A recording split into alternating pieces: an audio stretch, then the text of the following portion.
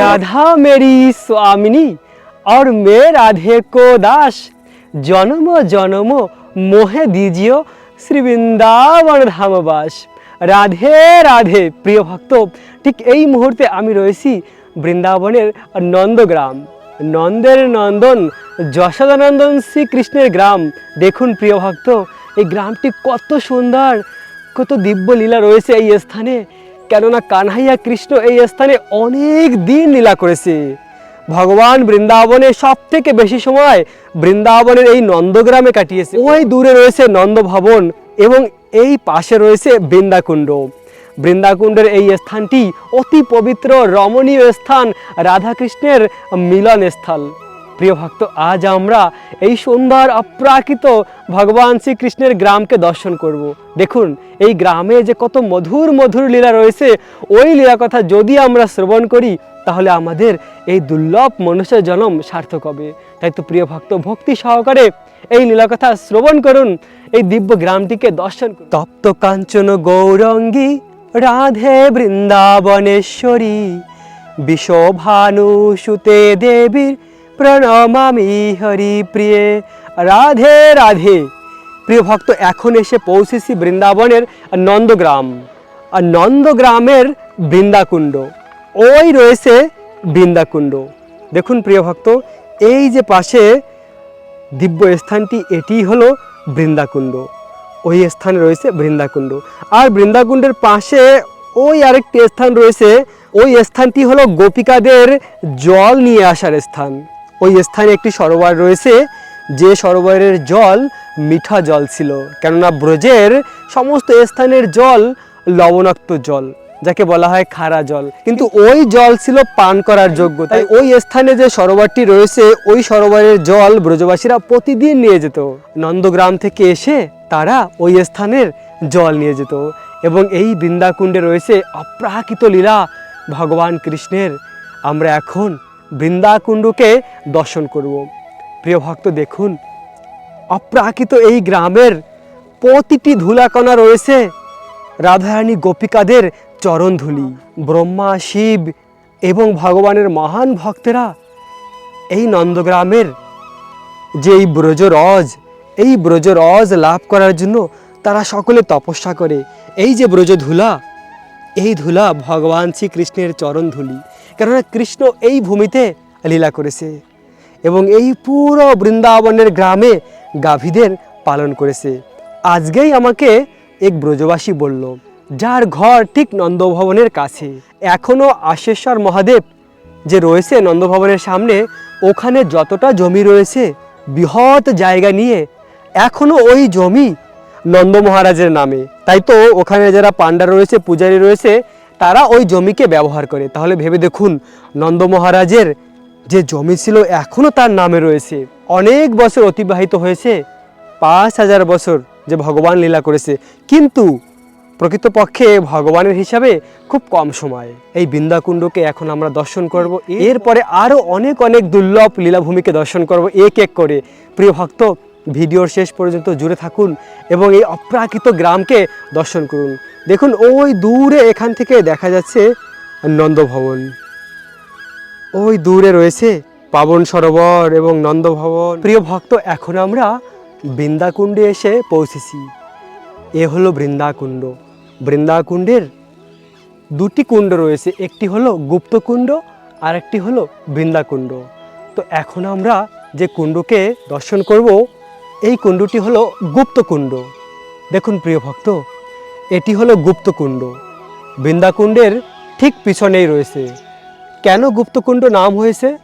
না, এই গুপ্তকুণ্ড নাম হওয়ার কারণ হলো এই স্থানে রাধাকৃষ্ণ প্রতিদিন মিলিত হতো। ঠিক সকাল 7:30টার সময় রাধারানী কৃষ্ণের সঙ্গে মিলিত হতো। এই স্থান থেকেই তাদের লীলা শুরু হতো এবং অতি অন্তরঙ্গা প্রেমময়ী লীলা হয়েছে এই গুপ্তকুণ্ডে। তাই এই স্থানটির নাম হলো গুপ্তকুণ্ড। এবং এই কুণ্ডটির সামনে আরেকটি কুণ্ড রয়েছে, ওই কুণ্ডের নাম হলো বৃন্দাকুণ্ড। যে বৃন্দাকুণ্ডে অতি অপ্রাকৃত লীলা রয়েছে। এরপরে আমরা সেই কুণ্ডটিকেও দর্শন করি। এখন আমরা ঠিক গুপ্তকুণ্ডের নিকটে চলে এসেছি। প্রিয় ভক্ত, এই সেই অপ্রাকৃত গুপ্তকুণ্ড। শ্যামসুন্দর কৃষ্ণ প্রতিদিন এই স্থানে রাধারানীর সঙ্গে মিলিত হতো। দিনের শুরুটা এই স্থান থেকে শুরু হতো। সকাল ঠিক 7:30, 7:30টার পরেই রাধারানীর সঙ্গে এই স্থানে মিলিত হতো। সেজন্য এই স্থানকে বলা হয় যোগপীঠ। কেন যোগপীঠ বলা হয়? যোগপীঠ এই কারণেই যে স্থানে রাধাকৃষ্ণ নিত্য বিরাজমান, যে স্থানে গোবিন্দ রাধারানীর সঙ্গে নিত্য বিরাজমান, ওই স্থানকে বলা হয় যোগপীঠ। আর এ হলো বৃন্দাবনের যোগপীঠ। সবসময় এই স্থানে রাধারানীর সঙ্গে ভগবান শ্রীকৃষ্ণ রয়েছে। এই অপ্রাকৃত গুপ্তকুণ্ড দেখুন প্রিয় ভক্ত, এখানে কত সুন্দর প্রকৃতি, চারদিকে পাখিরা, ভ্রমরের গুঞ্জন। সত্যি বৃন্দাবনের এই বৃন্দাকুণ্ড অতি সুন্দর, অতি সুন্দর বৃন্দাকুণ্ডের এ হলো সেই কুণ্ডের জল, এ হলো গুপ্তকুণ্ডের জল। এবং পাশে রয়েছে সকল প্রকার দিব্য গাছ। এ হলো তমাল গাছ। তমাল গাছ শ্যামসুন্দর কৃষ্ণের স্বরূপ, আর কদম বৃক্ষ রাধারানীর স্বরূপ। তাই তো কেলি কদম গাছ ভগবান শ্রীকৃষ্ণের খুব প্রিয়, আর তমাল গাছ যেহেতু কৃষ্ণের গায়ের রং, তাই রাধারানীর খুব প্রিয়। তো এখান থেকে ওই সামনে রয়েছে বৃন্দাকুণ্ড, যে কুণ্ডটি বৃন্দাদেবী তুলসী মহারানীর চোখের জল। এখন আমরা সেই কুণ্ডকে দর্শন করব। চলুন প্রিয় ভক্ত, এখন আমরা বৃন্দাকুণ্ডে এসে পৌঁছেছি, যে বৃন্দাকুণ্ডের জল বৃন্দাদেবী তুলসী মহারানীর। এই বৃন্দাদেবী তুলসী মহারানী ভগবানের এই মাধুর্য রসের লীলাকে পরিচালনা করে।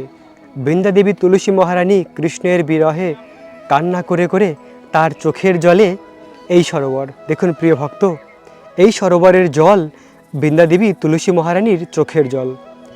তুলসী মহারানীর চোখের জলে এই বৃন্দাকুণ্ড আজও রয়েছে। তাই শাস্ত্রে বর্ণিত রয়েছে, এই অপ্রাকৃত জলকে যে পান করে এবং এই বৃন্দাকুণ্ডকে যে দর্শন করে এখানকার বৃন্দাদেবীকে, তার অতি শীঘ্রই কৃষ্ণ প্রেম লাভ হয়। আমরা খুব তাড়াতাড়ি ভগবানকে প্রাপ্ত হতে পারি যদি আমরা ভগবান শ্রীকৃষ্ণের নাম জপ করি। হরে কৃষ্ণ কৃষ্ণ কৃষ্ণ হরে হরে, হরে রাম রাম রাম হরে হরে। এই মহামন্ত্র জপ করার সঙ্গে সঙ্গে ভগবান শ্রীকৃষ্ণের যে দিব্য লীলাভূমি, যে ভূমিতে ভগবান লীলা করেছে, এই ব্রজধামের এই অপ্রাকৃত ভূমিতে শ্যামসুন্দর কৃষ্ণ তার মধুর লীলা করেছে। মাধুর্য মণ্ডিত সবথেকে শ্রেষ্ঠ লীলা, গোপিকাদের সঙ্গে রাধারানীর সঙ্গে যে লীলা সব থেকে উন্নত, আর সেই লীলাভূমিকে হৃদয় থেকে ভালোবাসার মাধ্যমেই কৃষ্ণকে প্রাপ্ত হওয়া যায়। তাই তো শাস্ত্রে বর্ণিত রয়েছে, এই বৃন্দাকুণ্ড যেহেতু বৃন্দাদেবীর চোখের জল, তাই এই জলকে পান করে তারপরে এখানকার বৃন্দাদেবীকে দর্শন করার মাধ্যমে কৃষ্ণ প্রেম লাভ করা যায়। এখানে রয়েছে অপ্রাকৃত বৃন্দাদেবীর শ্রী বিগ্রহ। বাহ, কত সুন্দর এই বৃন্দাকুণ্ড, অপ্রাকৃত জগৎ। তো প্রিয় ভক্ত, এই ভিডিওর মাধ্যমে আমরা আরও এরকম অনেক সুন্দর সুন্দর স্থানকে দর্শন করব। তাই তো ভিডিওর শেষ পর্যন্ত জুড়ে থাকতে হবে। তাছাড়াও আমাদের জীবনের সময় খুব মূল্যবান, সেই সময়কে এভাবে ওভাবে নষ্ট না করে বৃন্দাবন ধামকে দর্শন করে এই লীলাকথা শ্রবণ করার মাধ্যমে সময়কে অতিবাহিত করলে সেই সময় আমাদের জীবন থেকে নষ্ট হবে না। কেননা গোপিকারাও বলেছে, হে কৃষ্ণ, তোমার কথা অমৃত হলো একমাত্র বেঁচে থাকার উৎস। তব কথায় অমৃত তপ্ত জীবন। হে কৃষ্ণ, তোমার কথা অমৃত হলো তপ্ত জীবন, আমাদের জীবনের একমাত্র বেঁচে থাকার আনন্দের উৎস। তাই ভগবান শ্রীকৃষ্ণের কথা অমৃত শ্রবণ করলে আমাদের কি হবে না, প্রেম প্রাপ্তি হব, আমরা ভগবানের প্রতি ভালোবাসা প্রাপ্তি হবে আমাদের। আমরা বেশি বেশি করে আরও ভগবানকে স্মরণ করতে পারবো এবং ভগবানের নাম জপ করতে পারবো। ভগবান শ্রীকৃষ্ণ বলেছেন, সততাম কীর্তয়ন্তমাম, সব সময় কৃষ্ণের কথা চিন্তা করা, কৃষ্ণের কীর্তন করা। সেটা কি করে সম্ভব হবে না, যদি আমরা বৃন্দাবন ধামকে দর্শন করি, বৃন্দাবন ধামকে ভালোবাসি, তাহলেই সেটা সম্ভব হবে। তো সেই ভক্তি প্রাপ্ত করার জন্য এই কলিযুগে ভগবানের নামের আশ্রয় গ্রহণ করা উচিত। নামই আমাদের একমাত্র সেই কৃষ্ণ প্রেম দান করতে পারে। তাই নাম আমাদের সব সময় জপ করা। তো এখন আমরা অন্য একটি স্থানে যাব প্রিয় ভক্ত। আমরা এই মুহূর্তে রয়েছি বৃন্দাবনের বৃন্দাকুণ্ড। বৃন্দাকুণ্ডের এই অপ্রাকৃত স্থানকে আমরা দর্শন করলাম। এরপরে আমরা এখান থেকে এই নন্দগ্রামে অবস্থিত আরও যে মধুর লীলাস্থল রয়েছে, যে স্থানে রাধাকৃষ্ণ লীলা করেছে, সেই স্থানকে দর্শন করব। এভাবে বিভিন্ন লীলাভূমির বিভিন্ন লীলাকথা আস্বাদন করার মাধ্যমে আমাদের হৃদয় পবিত্র হবে। দেখুন প্রিয় ভক্ত, এখানে রয়েছে কদম বৃক্ষ, একে বলা হয় কেলি কদম গাছ, রাধারানীর স্বরূপ। কৃষ্ণ এই গাছে উঠেই বাঁশি বাজাতো। এখানে আরও কয়েকটি রয়েছে কেলি কদম গাছ, যমুনার ধারেও সেই কেলি কদম গাছে উঠে কৃষ্ণ বাঁশি বাজাতো। ভগবান শ্রীকৃষ্ণের মধুর বাঁশির সুরে গোপিকাদের চিত্ত হরণ করত গোবিন্দ। গোবিন্দের বাঁশির সুর সব থেকে মধুর। কৃষ্ণ সকল গোপিকাদের আকর্ষিত করত সেই বাঁশির সুরের মাধ্যমে। দেখুন প্রিয় ভক্ত, এই হলো বৃন্দাদেবীর মন্দির। এই মন্দির বৃন্দাদেবী তুলসী মহারানীর। এই স্থানে তুলসী মহারানী বিরাজমান।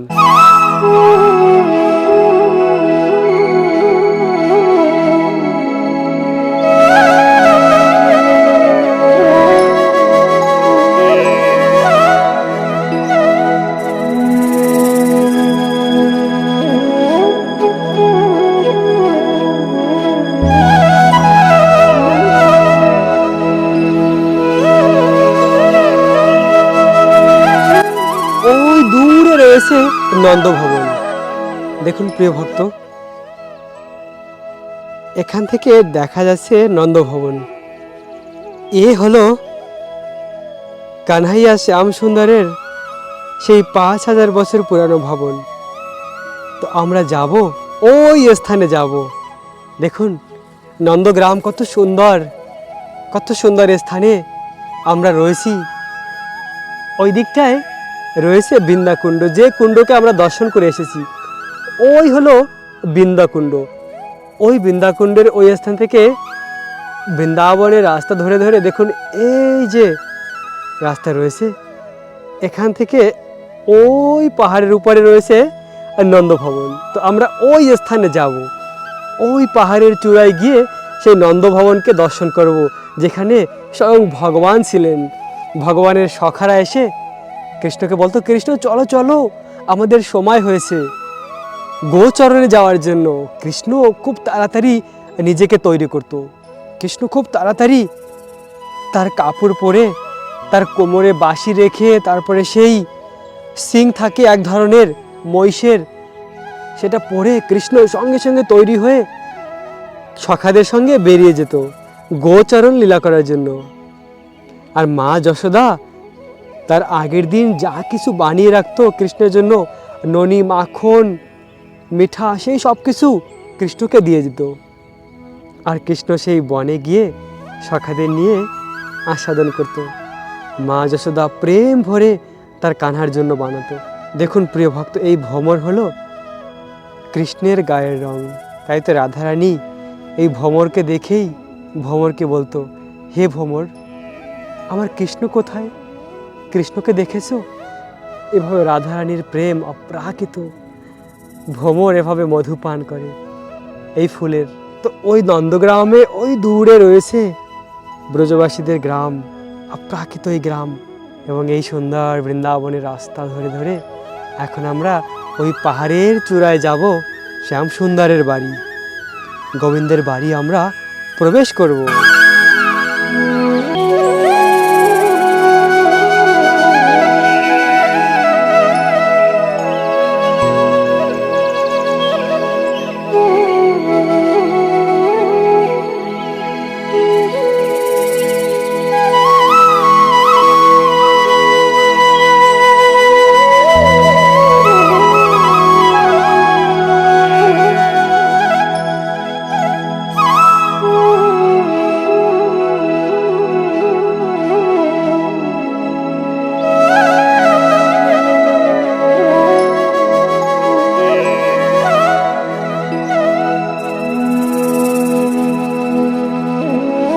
প্রিয় ভক্ত, এ হলো নন্দভবনে যাওয়ার সিঁড়ি।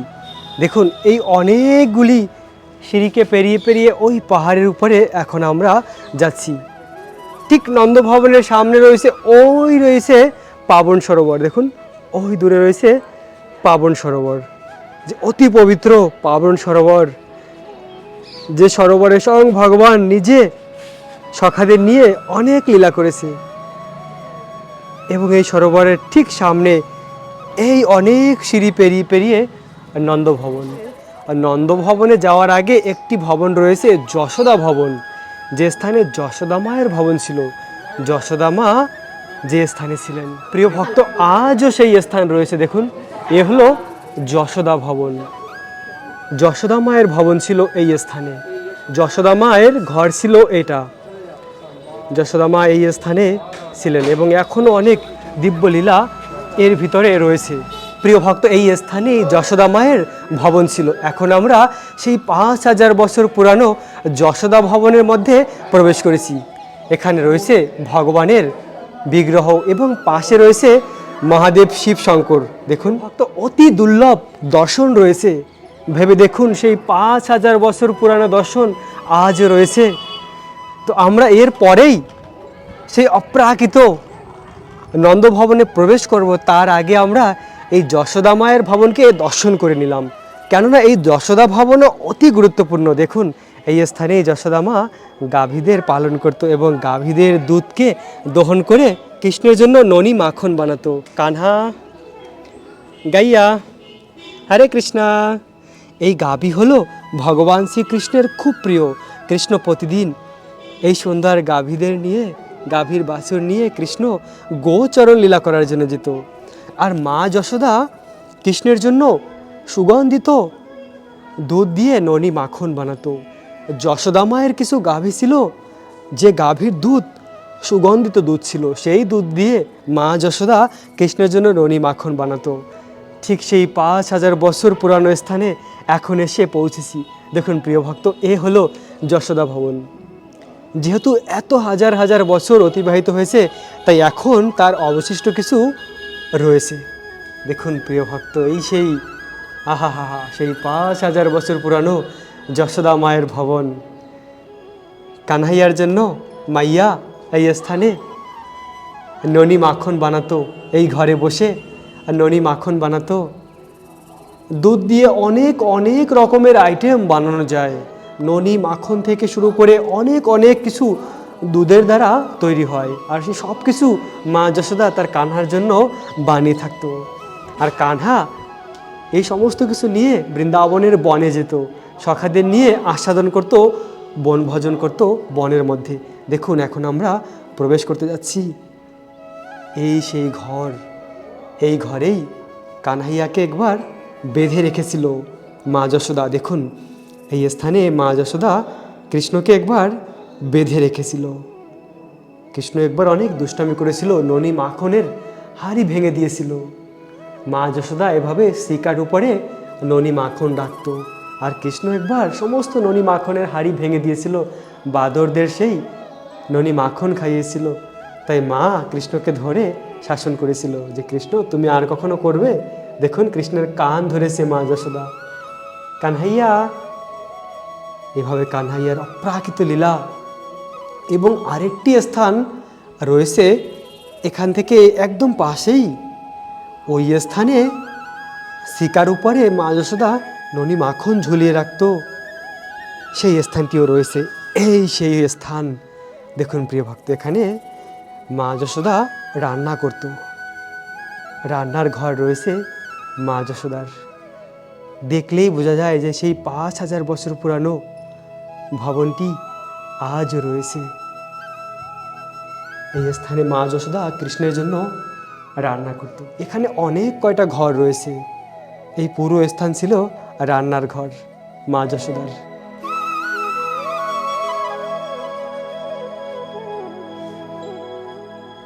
অনেক ভক্তরাই এই যশোদা ভবনের সম্বন্ধে জানে না। সকলে এসে আর নন্দভবনকে দর্শন করে চলে যায়। যে নন্দভবনে এর পরে আমরা যাব, প্রায় নন্দভবনের কাছেই রয়েছি আমরা। অনেকগুলি সিঁড়িকে পেরিয়ে এই পাহাড়ের উপরে এসেছি। আর এই পাহাড়ের উপরে এই স্থানে ঠিক রয়েছে যশোদা ভবন। এরপরে এই স্থান থেকে আরেকটু উপরে রয়েছে নন্দভবন। তো প্রিয় ভক্ত, আমাদের বৃন্দাবন ধামের একটি স্থানও মিস করা উচিত নয়। বৃন্দাবনে যতগুলি লীলাভূমি রয়েছে, সমস্ত লীলাভূমিকে আপনাদের দর্শন করাবো।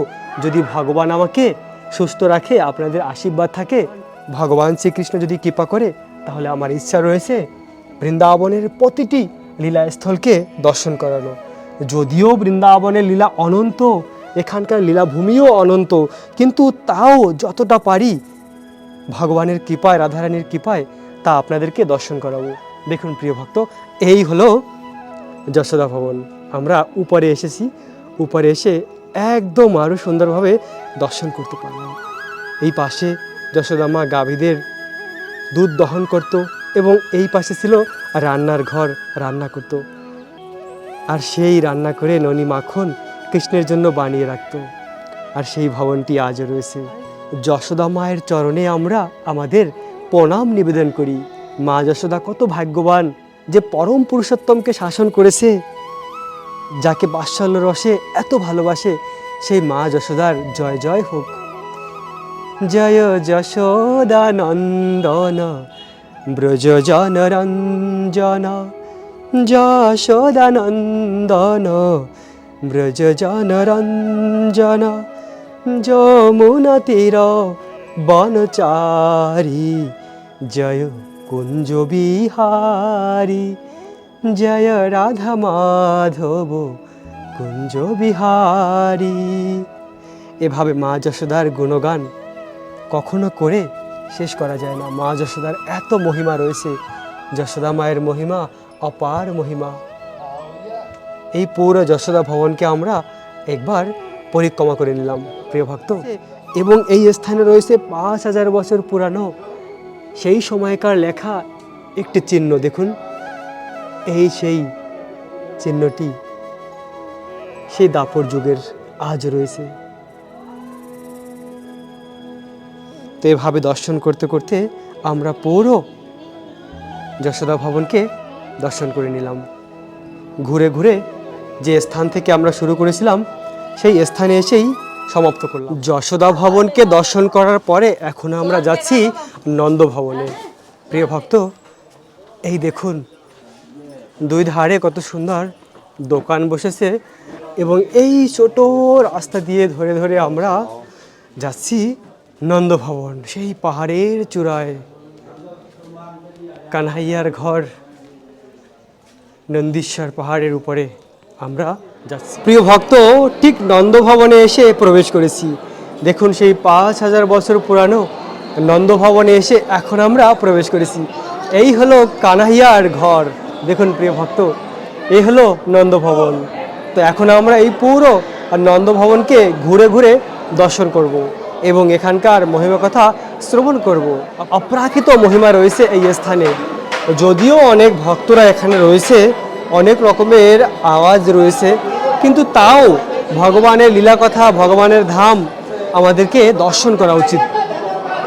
তো ভগবান শ্রীকৃষ্ণ এই বাড়িতেই ছিলেন, গোবিন্দ এই বাড়িতে থেকেই অপ্রাকৃত লীলা করেছে। দেখুন কত সুন্দর সেই ভবনটি এখনো রয়েছে।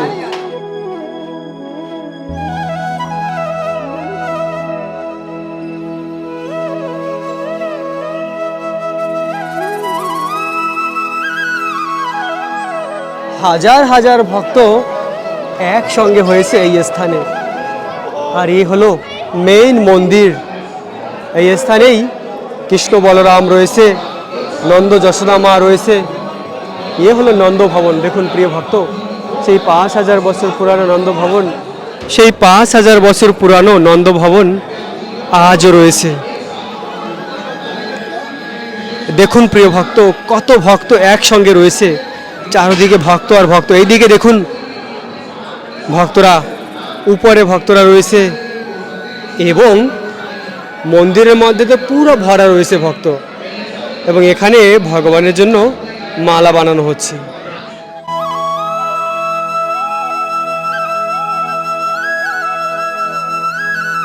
তো এখন আমি ঠিক মন্দিরের সামনে রয়েছি।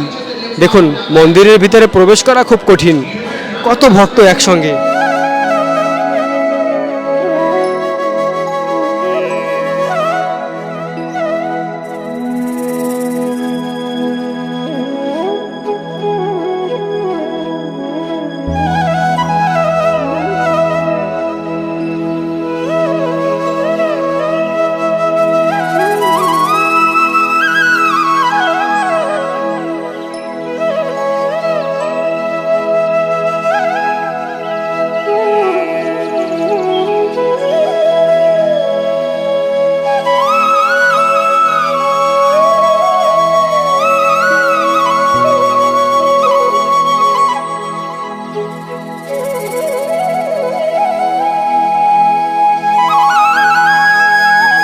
এই সেই ভগবান শ্রীকৃষ্ণের 5000 বছর পুরানো বাড়ি। এই বাড়িতেই শ্যামসুন্দর কৃষ্ণ থাকতেন। আর এই বাড়ি থেকে গিয়েই বৃন্দাবনের অরণ্যে অরণ্যে অনেক লীলা করেছে। তো শ্যামসুন্দর কৃষ্ণের অনেক লীলা রয়েছে, তার মধ্যে সর্বশ্রেষ্ঠ লীলা হলো তার প্রিয় গোপিকাদের সঙ্গে আর রাধারানীর সঙ্গে, এবং ভগবান কৃষ্ণের প্রিয় সখাদের সঙ্গে। ভগবান শ্রীকৃষ্ণ তার প্রিয় সখাদের খুব ভালোবাসে, আর কৃষ্ণ তার গোপিকাদেরও খুব ভালোবাসে। কেননা কৃষ্ণের এই সখারা হলো ভগবানের নিত্য পার্ষদ, আর গোপিকারাও হলো ভগবানের নিত্য সেবিকা। তারাই ভগবানকে সবথেকে বেশি আনন্দ প্রদান করে। তাই তো কৃষ্ণ বৃন্দাবনের এই অপ্রাকৃত লীলা করে কৃষ্ণের প্রিয় সখাদের নিয়ে আর গোপিকাদের নিয়ে। তো কৃষ্ণ প্রতিদিন সকাল হলেই তার প্রিয় সখাদের নিয়ে ওই বৃন্দাবনের অরণ্যে চলে যেত গোচরণ লীলা করার জন্য। সখারা সকাল হলেই বাড়ির সামনে এসে দাঁড়িয়ে থাকতো, কখন তাদের প্রাণের সখা কৃষ্ণ বাড়ি থেকে বেরিয়ে আসবে। আর যখন কৃষ্ণ কোমরে বাঁশি নিয়ে, মাথায় পাগড়ি বেঁধে এবং হলুদ বর্ণের কাপড় পরে বেরিয়ে আসবে, আর কৃষ্ণকে নিয়ে আমরা গোচরণ লীলায় যাব।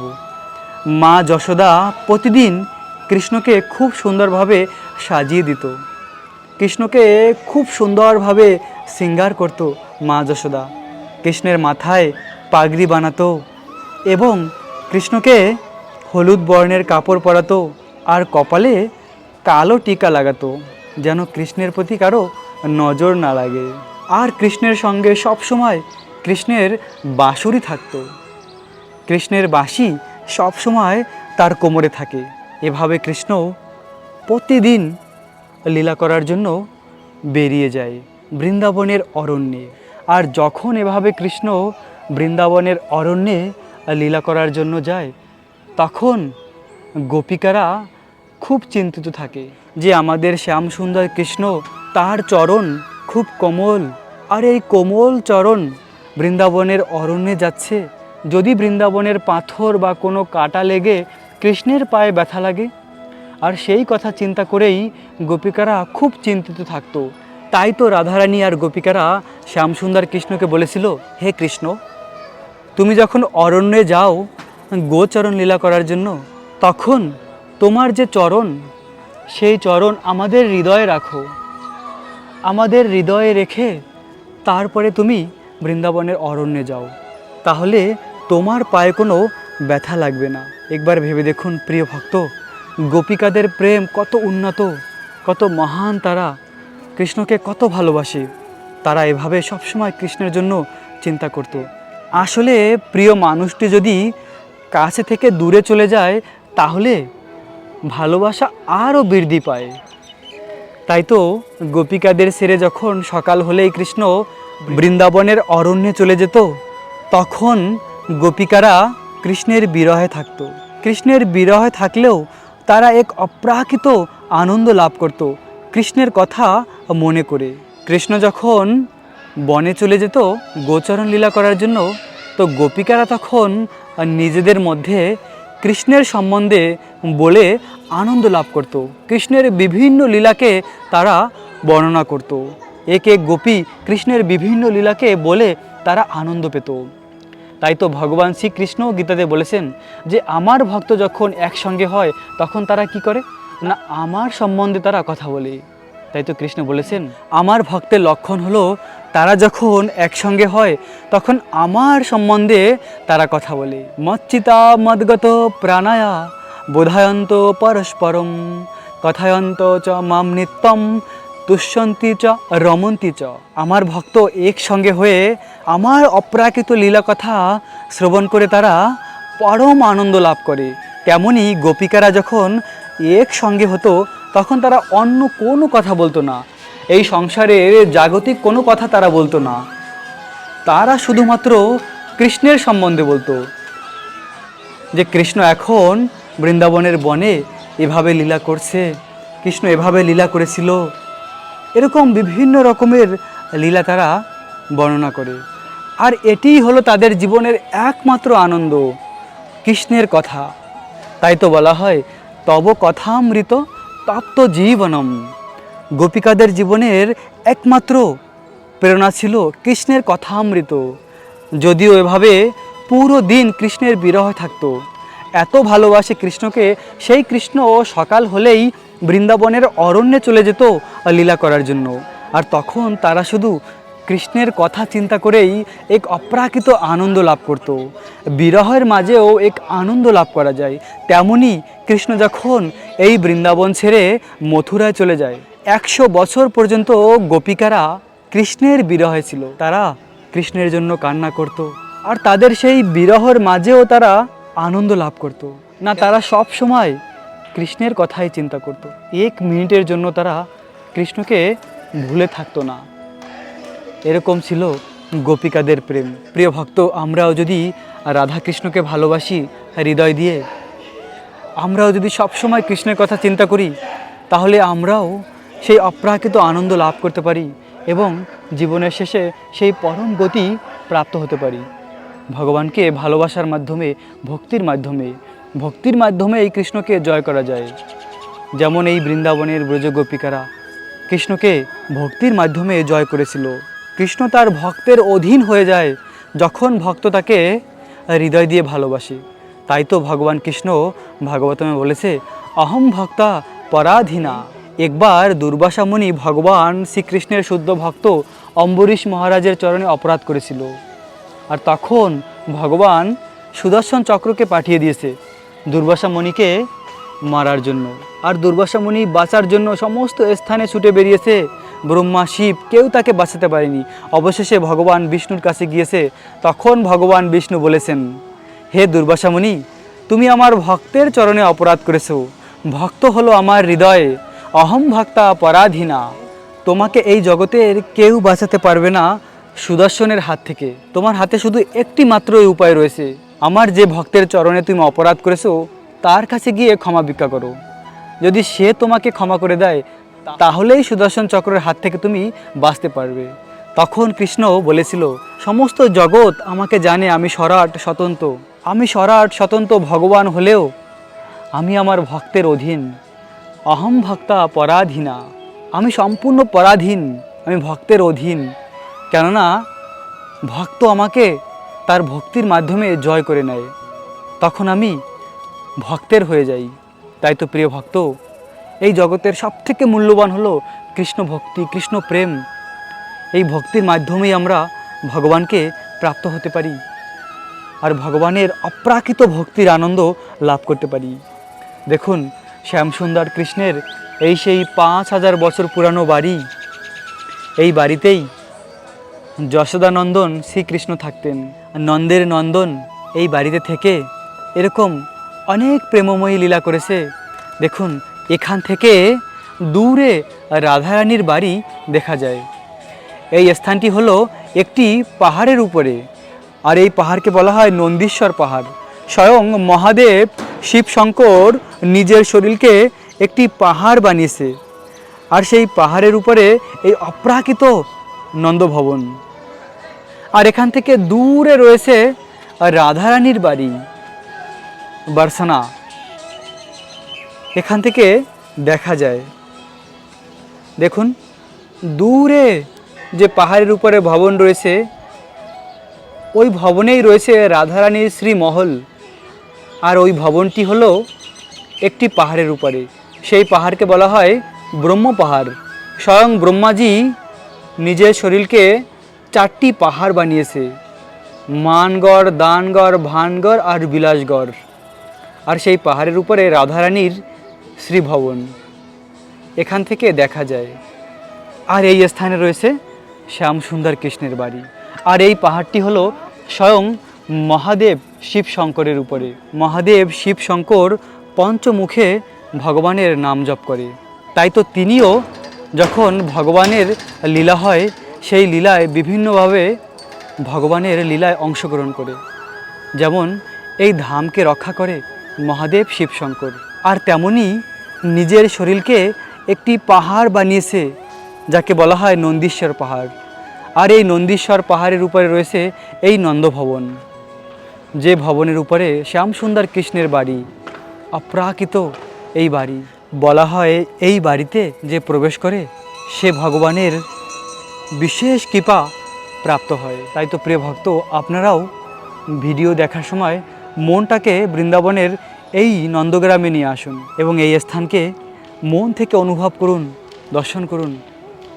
ভগবান ভক্তবৎসল, ভক্তের হৃদয়ের ভক্তিকে গ্রহণ করে। এখান থেকে দূরে যে পাহাড় রয়েছে, এই পাহাড়ে এখনও ভগবান কৃষ্ণের চরণ চিহ্ন রয়েছে।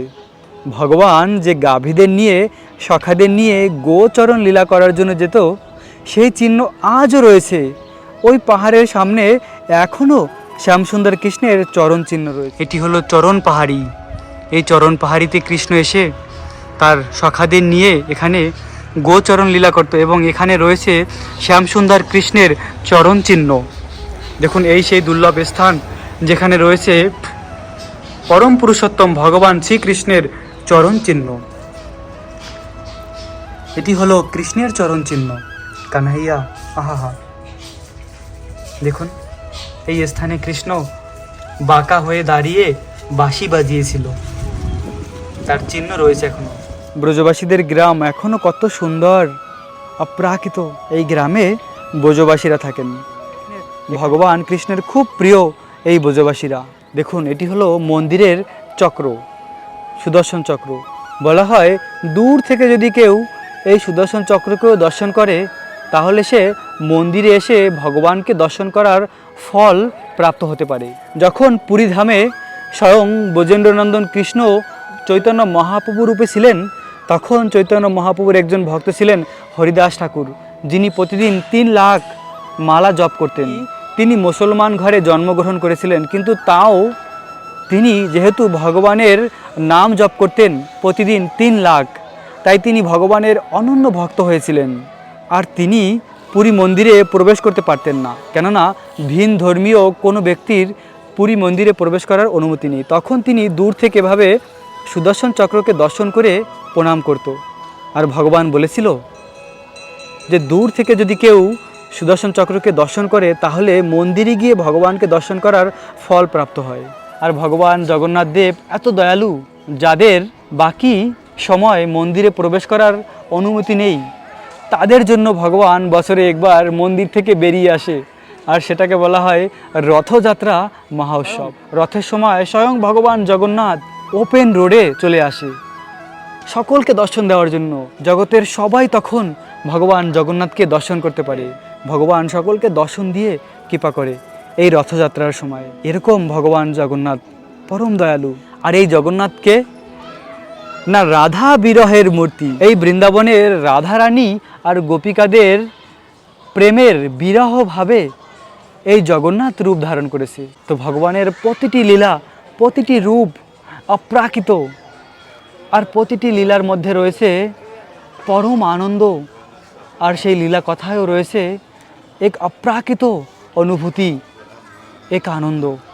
তাই তো আমরা যদি এই জগতে প্রকৃত আনন্দ লাভ করতে চাই, তাহলে আমাদের ভগবানের নাম জপ করা উচিত, ভগবানকে ভালোবাসা উচিত।